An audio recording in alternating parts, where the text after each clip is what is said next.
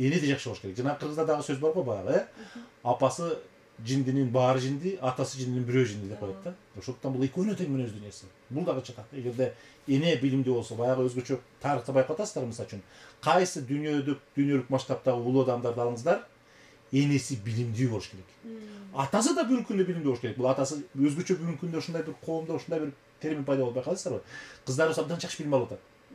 Өзгөчө мектептерге барсаңыз, мисалы үчүн 6-7 класстардан баштап эле ошол 11-класстарга чейин кыздарыбыз лидер бүгүн.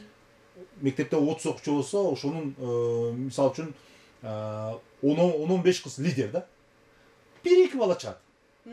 Өзгөчө жакшы окуу жайларга өтүп аткандар байкап атасыздар, мисалы үчүн кыздарыбыз өтүп атат. Анан балдарыбыз кээде жакшы билим албай орой болуп атат бүгүнкү күндө. Элементарно кыздарыбызга жакшы мамиле кылбаган эркектер, өзүнө ишенбеген эркектер аябай ушундай коом пайда болду. Себептен жакшы билим алган эмес, өзүнө ишеним жок. Анан эртеби кечпи үйлөнүп алгандан кийин, башка болгондон кийин өнөрүн көрсөтүп жана кыздарыбызды коргулуп аткан адамдар бар. Ошондуктан буга жол бербеш керек да. Ошондуктан биринчи кезекте кыздарыбыз жол бербеш керек. Себеп дегенде, ошондуктан эмне болуш керек? Демек балдарыбызга да жакшы билим берет. Эркектер дагы кандай бир деңгээлде бүгүнкү күндө жакшы билим алып, дүйнө таанымы кеңири болуш керек. Эгерде дүйнө таанымы кең болгон адам бүгүнкү күндө мындай жанагындай зомдукка барбайт көпчүлүк учурда,